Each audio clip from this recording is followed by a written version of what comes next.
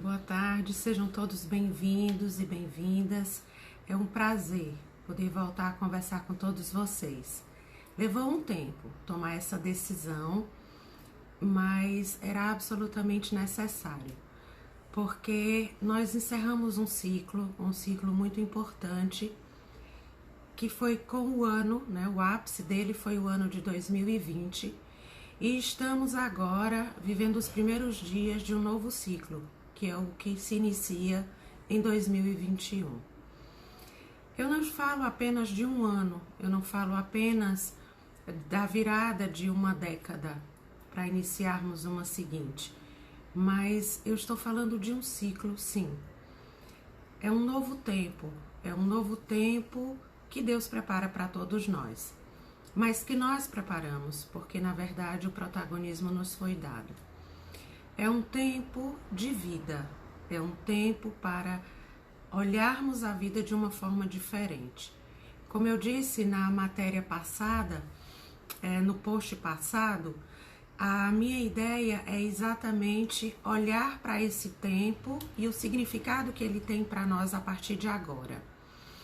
Quando se inicia o ano de 2020, ninguém imaginava, pelo menos não aqui no Ocidente, que nós teríamos um período tão assombroso, que só se compara ao período da peste negra no mundo, né?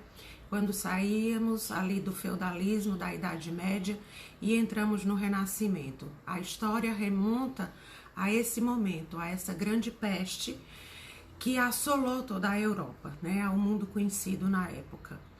Então hoje, o que nós enfrentamos com a pandemia é algo ainda maior do que o que foi a peste negra, porque ele não apenas assola a Europa, mas todos os continentes, chegou até a nós.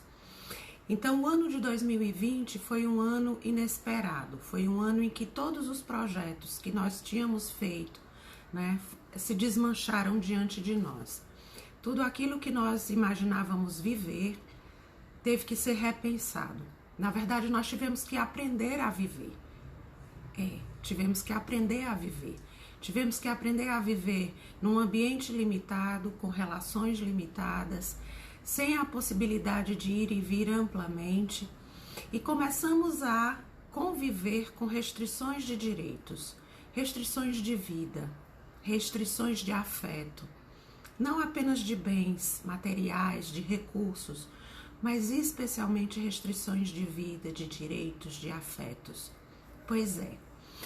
E aqui eu quero já começar dando as boas-vindas a Fabíola, a Jairo, que iniciaram esse momento comigo. Agradeço a presença de vocês e com certeza outras pessoas chegarão e terão a possibilidade de participar conosco também.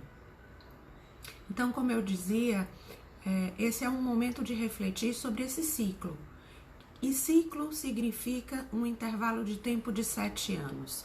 Nós não estamos apenas iniciando um ano novo, mas um tempo novo, um tempo de vida, um tempo para aprendermos a lidar com a vida que nos foi permitida a partir de 2020.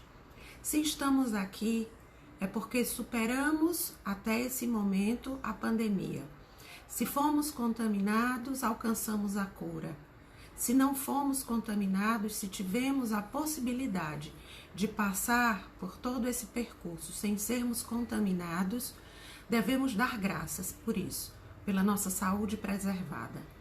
Mas muitos foram aqueles que foram ceifados, que foram tirados do meio de nós em razão dessa doença, de suas comorbidades que foram agravadas pela fragilidade da saúde, mas também por violências e por outros males que assolam a nossa vida em sociedade.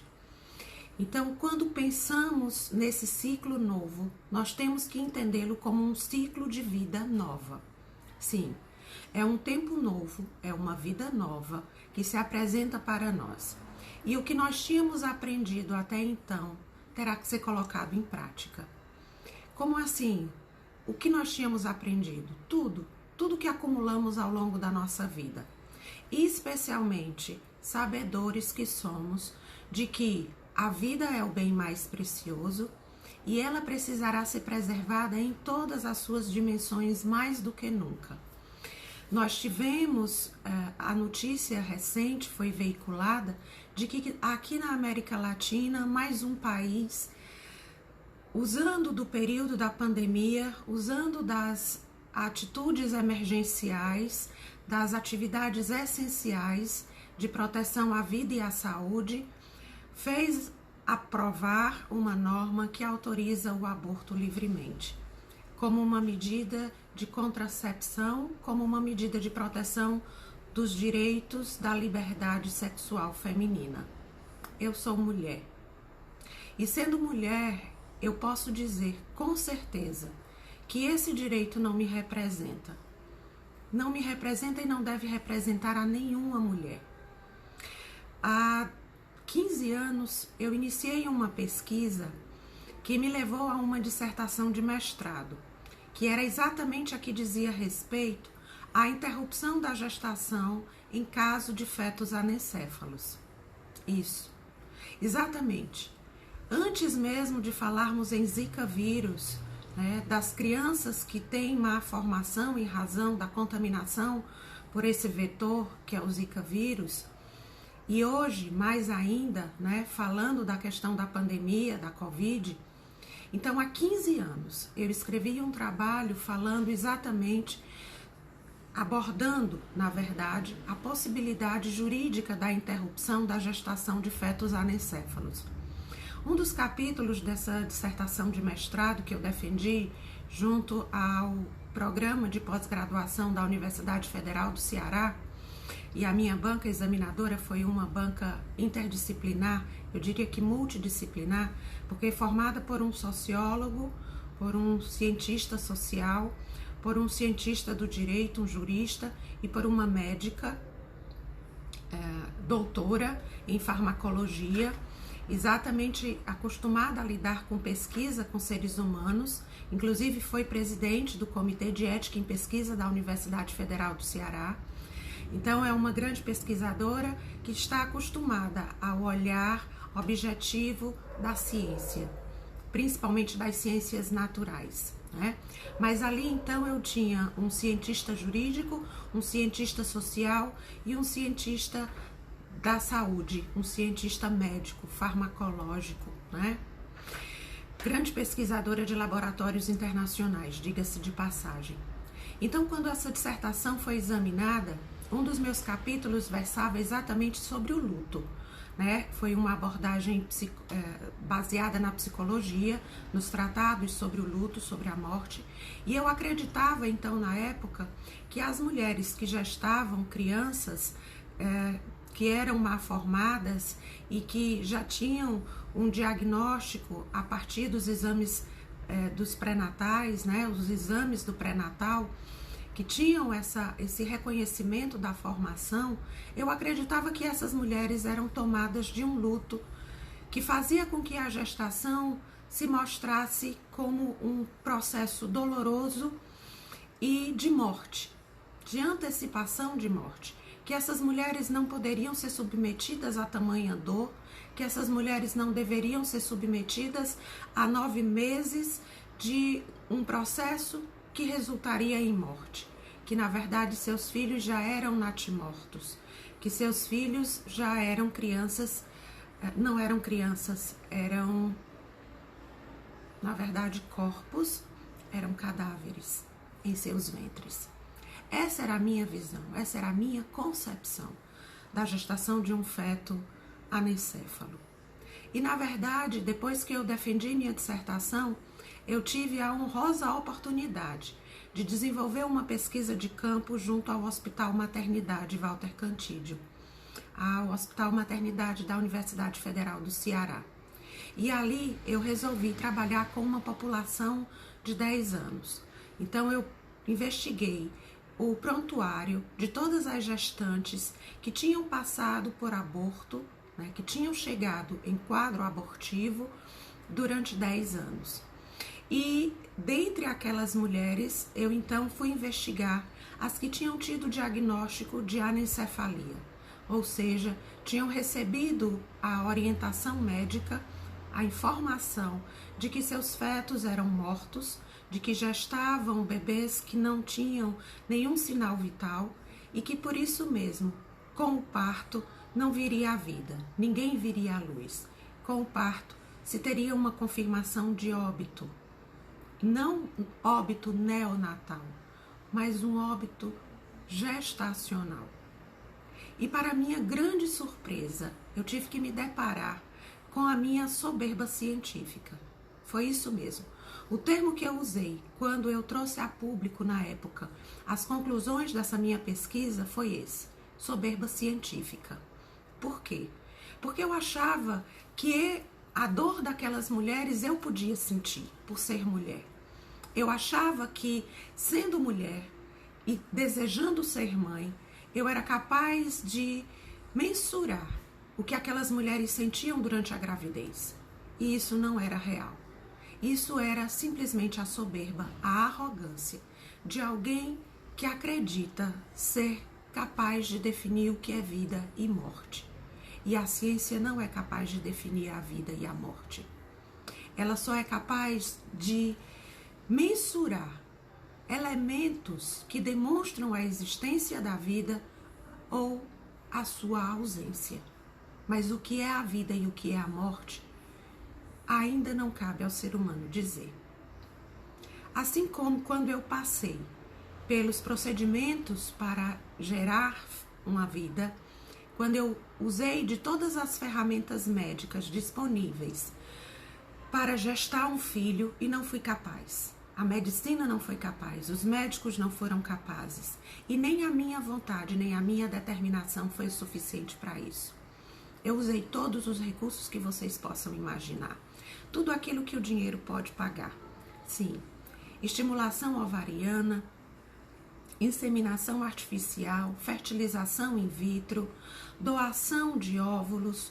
Portanto, eu fiz todos os procedimentos com óvulos que eram meus e óvulos de doadoras.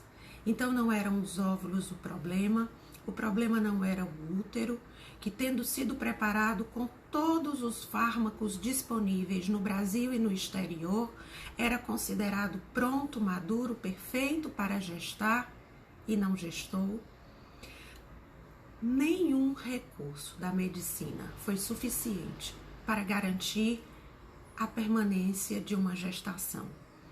Todos os embriões fertilizados e implantados foram perdidos. As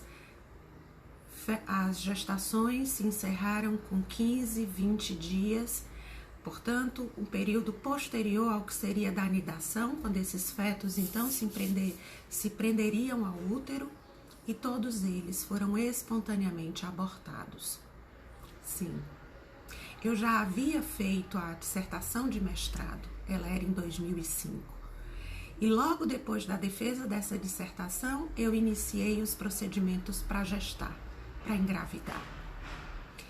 E como eu disse, durante esse processo para gestar, eu fui então entrevistar aquelas mulheres que haviam gestado seus filhos anencéfalos e que, acompanhadas pelo hospital maternidade, o hospital universitário, pelo hospital da UFC, Hospital Maternidade da Universidade Federal do Ceará, foram acompanhadas no pré-natal e algumas delas durante o seu período de aborto espontâneo pela equipe médica. E o que eu ouvi ao entrevistar 89 mulheres foi algo que me deixou absolutamente extasiada. Essa é a palavra, êxtase, pela experiência que aquelas mulheres puderam compartilhar. Eu esperava encontrar mulheres que relatassem dor, sofrimento. É claro que essa dor e esse sofrimento existiram. Todas elas relatam como ficaram perplexas diante do diagnóstico médico, do reconhecimento, da anencefalia de seus bebês, como ficaram entristecidas e como foi difícil dar essa notícia às suas famílias, como foi difícil dizer a seus maridos, a seus companheiros que a criança que esperavam não viria à luz, que só sobrevivia enquanto estivesse ligada pelo cordão umbilical, enquanto fosse alimentada e recebesse oxigênio de sua mãe, que quando fossem separadas e já estariam mortas ou morreriam minutos, segundos logo após. Foi difícil, foi doloroso para elas. Mas o que me impressionou em todas aquelas mulheres foi a força interior e espiritual.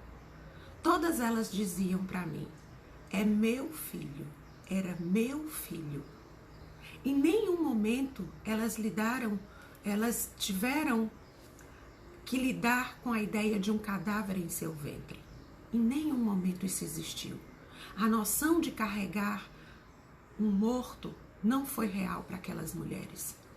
Elas lidavam com aquela gestação como lidaram com suas gestações anteriores e como quase todas elas lidaram com a gestação posterior.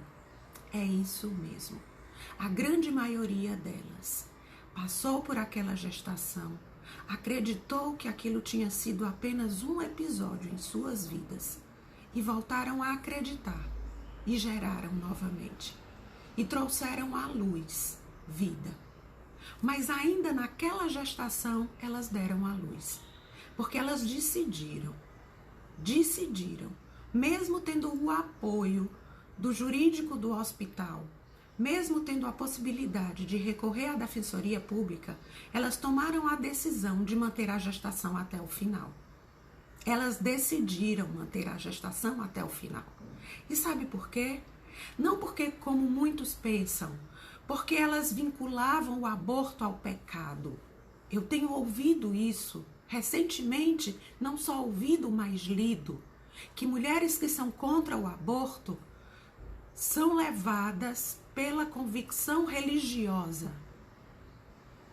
E embora todas nós sejamos corpo, alma e espírito, mas pouquíssimas foram aquelas mulheres que me disseram terem decidido manter sua gestação porque temiam o pecado do aborto.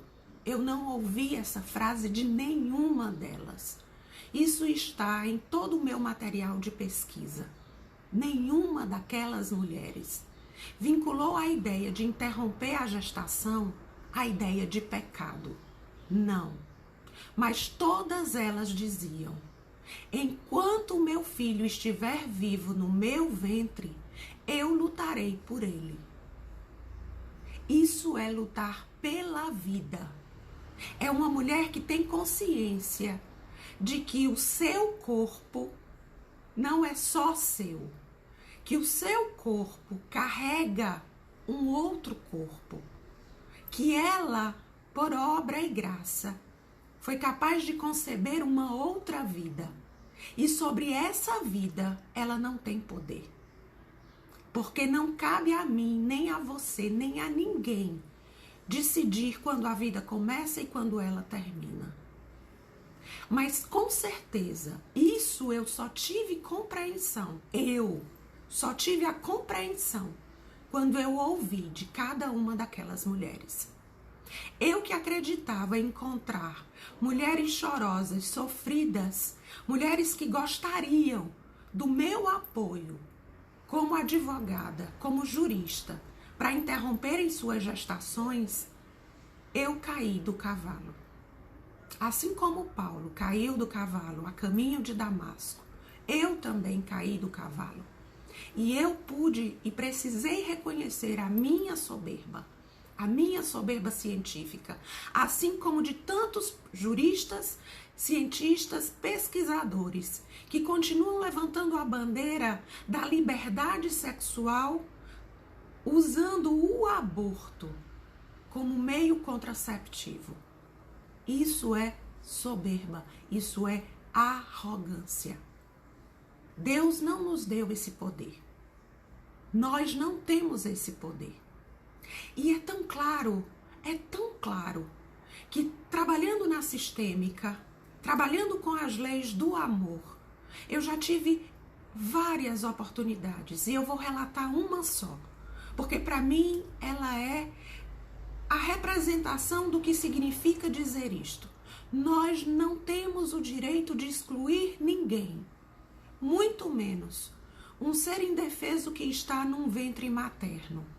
Nós não temos o direito, nós não podemos excluir ninguém, principalmente os mais vulneráveis, que são as crianças. Todo o sistema familiar tem um elo frágil. E o elo frágil que quer ser forte é sempre a criança. A criança deseja salvar seus pais, seus avós.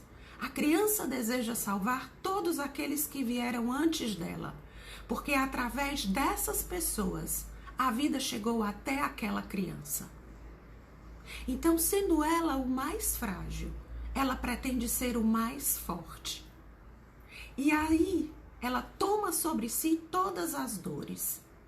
É como se aquela vida pequenina, ainda no ventre materno, pudesse resgatar e pudesse conceder vida e vida plena a todos aqueles que ele ama, a todas as pessoas que aquela criança ama. E o exemplo que eu vou trazer, eu vou usar nomes fictícios e vou chamar a mãe que chegou a mim de Amanda. E vou chamar a filha que chegou através dessa mãe até a mim de Andresa. Amanda entrou em contato comigo como terapeuta, como consteladora, como facilitadora sistêmica, a conselho de um psicólogo do colégio onde ela trabalha. Esse psicólogo a aconselhando, porque ela vinha conversando com ele sobre as dificuldades da filha Andresa. Então, a Amanda conversava com o psicólogo e o psicólogo, então, aconselhou a essa mãe a procurar a terapia sistêmica. E foi quando, então, a Amanda me contactou e disse que gostaria muito que eu atendesse a filha Andresa. E aqui eu vou interromper só um pouquinho para falar de Soraya, de Lília, de Cícero, que estão aqui comigo e que estão acompanhando esse momento de partilha, em que eu falo desse tempo novo, dessa vida nova, desse tempo, desse ciclo de vida que começou para todos nós em 2021. É um ciclo de vida e para a vida. Nós estamos aqui, eu vou repetir o que eu disse, obrigado. É um prazer não estar apenas online, mas ter vocês aqui comigo, tá? Então, como eu disse, o ano de 2021, ele inicia um ciclo de 7 anos. Um ciclo temporal, mas um ciclo espiritual, em que nós que tivemos a dádiva, recebemos a dádiva de permanecermos saudáveis, que não perdemos familiares, temos uma responsabilidade ainda maior, que é reconhecer o quanto recebemos e honrar o que recebemos, a vida que recebemos. Muitos perderam seus familiares, muitos tiveram sua saúde comprometida e terão que lidar com as sequelas da Covid-19, assim como pessoas lidam com a Covid e terão que lidar com suas consequências, pessoas que tiveram Zika vírus, né, que contraíram o Zika vírus, que lidam até hoje com as sequelas dessa doença. Infelizmente, também teremos que lidar com o que virá no futuro após a pandemia. Mas nós que somos saudáveis, que permanecemos saudáveis, temos uma dívida com essa geração. Nós precisamos reconhecer o valor da vida e defendê-la em todas as suas dimensões. E eu comecei falando da triste notícia de que no apagar de 2020, um país na América Latina, defendendo as medidas de proteção à saúde e de saúde da mulher, especialmente da liberdade sexual da mulher, aprovou o aborto indiscriminado. E, na verdade, isso é iniciar um novo tempo contradizendo tudo aquilo que nós somos chamados a viver a partir de agora. E como eu dizia, nenhuma vida se você é defensor da vida ambiental, se você é defensor da ecologia, do ecossistema, se você é defensor dos animais, da causa animal, como você pode ser a favor do aborto? Como? Como você é capaz de defender um meio ambiente saudável e equilibrado? Como você pode defender a proteção da fauna, da flora? E é a favor da morte. E é a favor do aborto. E é a favor de que os mais vulneráveis sejam sacrificados. Onde está a tua coerência de vida? Você é um cego caminhando. Você é alguém que olha e não enxerga e quer ser exemplo para outras pessoas. Quem é você? Defensor do meio ambiente, defensor do ecossistema, defensor da fauna, defensor da flora, que está aí brigando pela Amazônia, pela preservação da natureza e é a favor do aborto? Quem é você? A quem você serve? Se olhe no espelho e se pergunte: quem é você? Eu sirvo a vida, eu sirvo ao amor, eu sirvo a verdade. E é vivendo as leis do amor que eu volto e digo: o sistema é amoroso. Nós vivemos no mundo para amar. E eu dizia que Amanda me procurou para olhar Andresa com amor. E ao olhar a Andresa e ao abrir o sistema familiar, o sistema me mostrava que Andresa não foi gestada sozinha. Andresa tinha um irmão. Andresa tinha um irmão. Ela não foi gestada sozinha. E eu perguntei isso a ela: Andresa, como foi a sua gestação? O que sua mãe e seu pai contaram a você sobre a sua gestação? Você tinha um gêmeo? Existia uma criança com você? E ela me disse: não, eu não tenho irmão gêmeo. Eu não tenho irmão, eu sou filha única. Mas ali o sistema não mentia, o sistema não mente. E o sistema mostrava que Andresa tinha sim um irmão. E eu então fiz toda a sessão e, tendo terminado o momento terapêutico, eu pedi para conversar com a Amanda, a mãe de Andresa. E sentada ali na antessala, eu conversei com a mãe e disse: Amanda, como foi sua gestação? E ela disse para mim: foi uma gestação normal. E eu insisti e disse: não houve nenhum interstício, não houve nenhum incidente, não houve nenhum problema durante a sua gestação. E ela me disse assim: você é a segunda pessoa que me pergunta isso. Um psicólogo, um terapeuta também me perguntou. E já que você está insistindo nisso, eu vou te dizer. Durante o pré-natal, num exame, o médico me disse que ouviu 2 corações. E ali, assim como agora, eu fiquei completamente alterada, né? Totalmente arrepiada, senti ali uma energia fortíssima. Eu disse: como? Me diga, por favor, novamente. Ela disse: sim. O médico que estava fazendo o meu exame pré-natal, a minha ultrassom, disse ter ouvido 2 corações.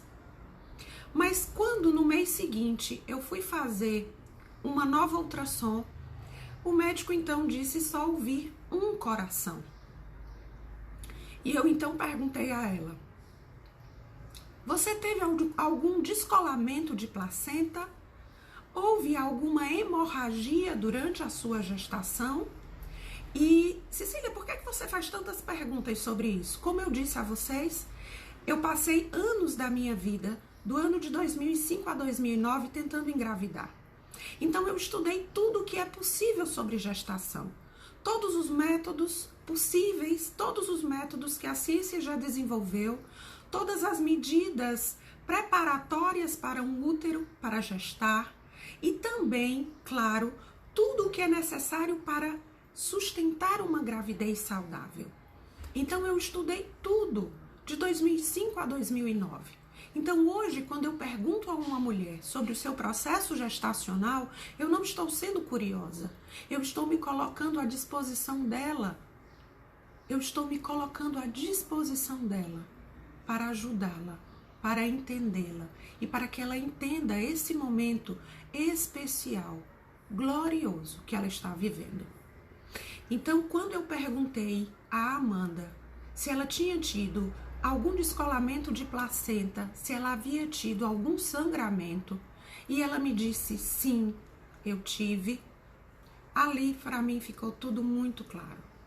E eu disse, eu preciso constelar você. Me permita constelar você? E ali naquele momento ela aqueceu, aceitou, e nós tivemos então um momento em que eu pude abrir o sistema dela. E abrindo o sistema dela ficou confirmado, ficou muito claro. Ela gestou gêmeos, ela gestou 2 crianças, mas uma das crianças foi abortada espontaneamente. Uma das crianças morreu e permitiu que a outra chegasse até o final do período gestacional e viesse à luz. Só que essa criança que morreu foi compreendida pela que ficou como alguém que se sacrifica, como alguém que deu a vida por ela. Quem deu a vida por você? Você sabe quem. Mas aquela criança que estava sendo gestada no ventre da mãe viu o seu próprio irmão morrer e dar a vida por ela. Por quê? Porque um dos dois teria que morrer. O útero, a placenta, não estava em condição de sustentar aqueles 2 fetos. Houve a interrupção ali. E quando aquela interrupção aconteceu, a criança que ficou foi tomada de um sentimento de luto, de perda. Ao mesmo tempo, ela passou a se sentir devedora daquele irmão que partiu. Ela se sentiu devedora, mas ela não era. Deus a preservou e a mãe a sustentou durante aquela gravidez. Mas ela carregou a partir dali um sentimento de luto, de inadequação. Ela sentiu-se devedora e o movimento que ela espiritualmente passou a fazer foi: eu quero segui-lo. Eu quero ir com ele. Eu não sou melhor do que ele. Se ele partiu, eu devo partir também. E essa criança nasceu, cresceu e chegou à adolescência tomada de muita tristeza, tomada de sentimentos negativos, de ideias suicidas. Essa criança se tornou uma adolescente com pouquíssima força vital. Essa menina não sorria, ela não tinha força para ir para a vida, ela não tinha alegria de viver. E os pais amorosos, preocupados, buscavam auxiliar essa filha, buscavam dar a ela suporte para que saísse daquele ambiente emocional. É preciso querer viver. É preciso querer viver. É preciso amar a vida. É preciso agarrar a vida com todas as forças. Mas como eu posso agarrar a vida se em volta de mim só existe morte? Como eu posso agarrar a vida se todas as pessoas que convivem comigo são tomadas de um espírito de morte? Então eu devo procurar outro lugar para viver.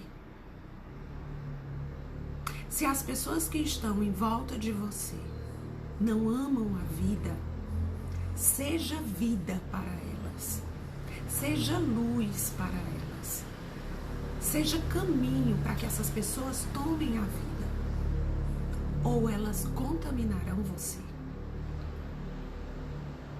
Seja luz, seja vida, seja amor.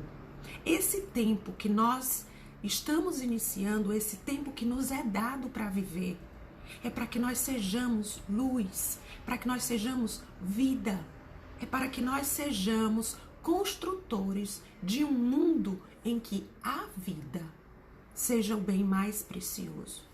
Porque foi isso que nos restou no último momento, no ápice dessa pandemia.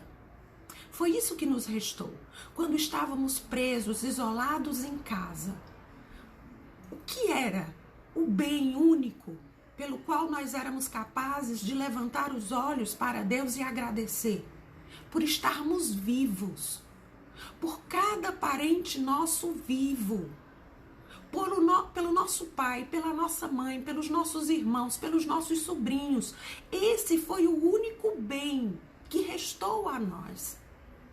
O desemprego veio, as limitações patrimoniais chegaram e tudo pelo qual nós queríamos agradecer era por estarmos vivos. Esse é o único bem real. Esse é o único bem valioso. Tudo o mais pode ser acrescentado, mas esse é o único que não depende de mim nem de você. É aquele que nós recebemos como dom, como graça, de graça. E a nossa missão, o nosso papel é preservá-lo. Preservá-lo. O que foi que você pediu durante todo esse tempo de pandemia? Preserva, Senhor, a minha vida e da minha família. Que ninguém mais morra. A cada notícia no jornal de morte, a cada notícia de mais uma pessoa falecida, nas imediações, no seu bairro, na sua cidade, na sua rua, e para muitos, na sua casa. O que era que você pedia? Preserva, Senhor, a nossa vida. Era isso que nós pedíamos. Tudo mais pode ser acrescentado. Então, como é que nós, tendo vivido no ano de 2020 a grande lição de aprender a viver, de valorizar a vida, podemos permitir que a vida mais frágil seja ceifada? Se eu antes já era a favor da vida e contra o aborto, mais do que nunca, sejamos a favor da vida. E toda forma de vida humana é vida. Gestacional é vida. Toda forma de vida humana precisa ser preservada. Porque essa vida faz parte da sua vida. Essa vida faz parte do seu sistema. E voltando a Andresa e a Amanda. Quando a Amanda, então, passou pela sessão da constelação e viu que havia gestado 2 crianças e que ela mesma, a partir de então, e só então eu soube, que depois do processo de gestação, ela começou a apresentar e desenvolver, e foi se agravando, a apresentar a bipolaridade. Essa mãe que levou para mim a filha Amanda é paciente e se trata porque é bipolar. É alguém que é emocionalmente rachada, quebrada. Por quê? Porque nunca havia reconhecido aquela vida que carregara no ventre. Ela fez isso propositadamente, Cecília? Não. Ela fez isso propositadamente, Cecília? Não. Ela não tinha tido a consciência de que gestara 2 crianças. Ela não sabia que tinha gestado gêmeos. Mas dentro dela, o inconsciente dela, o espírito dela, conhecedor de que esses dois seres haviam estado em seu ventre, se dividia por ela ter perdido essa criança, se havia quebrado por ela não ter conseguido amar essa criança que existira, que vivera no seu ventre. Então, quando hoje nós pensamos em crianças que foram abortadas espontaneamente, nós já vemos a consequência disso na vida das pessoas, quanto mais as consequências nocivas e avassaladoras advirão dos abortos provocados. Não é pecado. Não é disso que eu estou falando. E eu não estou dizendo que não seja. Mas não é essa a abordagem que eu estou fazendo. Eu não estou tratando desse tema sob a ótica religiosa. Eu estou tratando disto enquanto ciclo de vida, enquanto ciclo energético, enquanto tempo que se abre para a humanidade. Nós estamos vivendo um novo tempo, um tempo de vida. Todos nós que sobrevivemos a essa pandemia temos uma dívida com esse campo energético. Nós fomos preservados e nós precisamos colocar em prática o sentido da vida que nós aprendemos nesse tempo. Esse não foi um aprendizado em vão e ele não pode ser descartado. Se a Bolívia, se a Argentina, se o Chile, se qualquer outro país da América do Sul quiser aceitar o aborto como uma medida contraceptiva, como manifestação da liberdade sexual das mulheres, que eles respondam por essa decisão. Mas nós, conscientes do que aqui vivemos, não corroboremos com essa compreensão inadequada, limitada, mentirosa, fraudulenta de direito. Isso não é um direito. O meu direito não pode violar o direito do outro. Eu tenho a liberdade sobre o meu corpo, não sobre o corpo do outro. A partir do momento que existe um outro DNA, que existe uma outra cadeia cromossômica, diferente da minha, existe um outro ser dentro de mim. A partir do momento que existe um outro ser dentro de mim, a minha liberdade não pode me levar a violá-lo. O meu direito à vida é compatível com o direito à vida dele. Não é a minha liberdade sexual um direito maior do que o direito à vida dele. Se aqui nós fôssemos discutir juridicamente, eu diria que nenhum direito fundamental é maior do que o outro, mas todos eles, em cada situação concreta, precisam ser sopesados. Qualquer jurista, qualquer constitucionalista nesse país entende o que eu estou dizendo. Você, estudante de direito, também entende. Nenhum direito fundamental é maior do que o outro. Então, a minha liberdade sexual, a liberdade sexual de quem quer que seja, não pode, nunca, jamais será maior do que a vida de um outro ser que está sendo gestado num ventre materno. Existem excludentes no ordenamento. E se elas são pecado ou não são, estará na cabeça e na consciência de cada um. Mas o aborto indiscriminado que está sendo festejado como conquista aqui ao lado, na América do Sul, isto é uma aberração. Isso viola completamente todas as lições que nós aprendemos e amealhamos ao longo da vida e especialmente durante esta pandemia. Sejamos vida, sejamos luz. Nós tivemos a oportunidade de viver esse tempo e estarmos sadios, vivos. Então honremos a vida que nos foi dada. Andresa e Amanda eram vítimas de uma situação que elas não provocaram. A mãe, gestando 2 crianças, acabou vivendo um aborto espontâneo e perdeu seu filho. A menina, que se acreditava responsável pela morte do irmão, carregou um sentimento de luto até que na adolescência isso pôde ser desvendado pôde ser descoberto para a honra e glória de Deus, que deu a ela uma nova chance, uma oportunidade de encarar a vida de uma outra maneira, de entender que a vida é dom, que Deus a concedeu e que ela pode sim viver sem nenhuma culpa, porque não foi responsabilidade dela e nem é responsabilidade dela estar ali. Foi escolha, não dela, nem da mãe, nem do pai, mas a própria vida assim se fez. Se alguém escolheu, foi Deus que a escolheu para viver. Esse é o sentimento que ela tem que carregar. Mas a mãe, mesmo não tendo provocado esse aborto, precisou reconhecer que gestou uma outra criança e precisou amar esta criança que também foi perdida.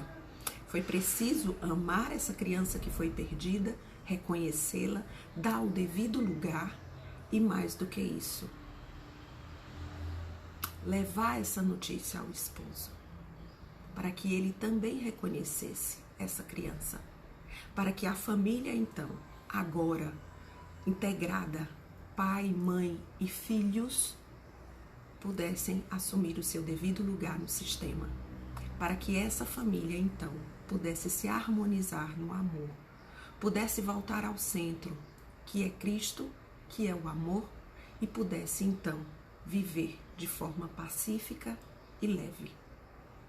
Então, se você acredita que recebeu um grande livramento durante esse tempo de pandemia, tenha certeza de que isso não foi em vão, que você é chamado a entrar nesse novo tempo e você é chamado a entrar nesse novo tempo para ser luz e vida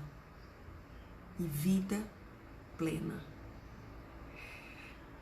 Eu falo muito, vocês sabem, mas eu estou feliz de ter tido esse momento com vocês. E lembrem sempre que dentro da sistêmica, o que nós buscamos é a vida, é o amor, é a plenitude, é a saúde, é o bem-estar. Por que eu resolvi começar a falar hoje exatamente sobre essa questão do aborto? Porque quando nós falamos em vida, nós temos que lembrar onde ela se inicia. E o começo dela é lá na fecundação, é lá na concepção. É quando os gametas feminino e masculino se encontram e um novo ser começa a ser gerado. E ali, já nós precisamos tomar as medidas de defesa. Porque esse pequeno, esse vulnerável, se ele for excluído do sistema familiar, ele trará consequências para a família. E assim como a Andresa e a Amanda tiveram que enfrentar adoecimentos emocionais, espirituais, psicológicos e físicos, tantas outras famílias enfrentam situações assim porque excluíram seus filhos, porque decidiram, por N motivos, ceifar a vida de alguém. E quando nós fazemos isso, nós depois somos chamados a responder por cada um deles. Que Deus nos abençoe, que nos ilumine, que nos guarde e que nos dê a sabedoria para viver plenamente essa vida nova, esse ciclo novo, esse tempo novo a que nós estamos sendo apresentados a partir de 2021. Ninguém duvide, esse é um tempo de vida plena, mas uma vida que exige responsabilidade e que exige de cada um de nós dedicação e entrega. Que Deus nos abençoe. Até nosso próximo encontro.